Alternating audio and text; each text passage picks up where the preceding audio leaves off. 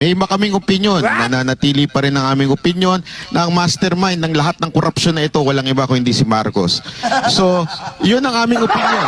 Kung iba man ang opinion ni Yorme, opinion niya yun. Flood control projects, kailan kayo nag-engage ng flood control projects sa DPWH? Siguro mga 2016 onwards. Please make sure of your answer. Yes po, 2016 onwards po. 2016 onwards? Yes po.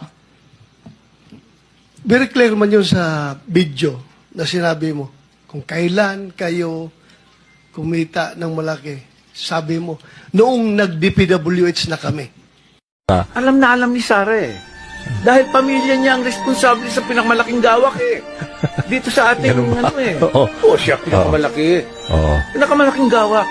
Itong nakikita nating malaking korupsyon in the trillions. Saan nag-boost 2016? 2016 nag-umpisa eh.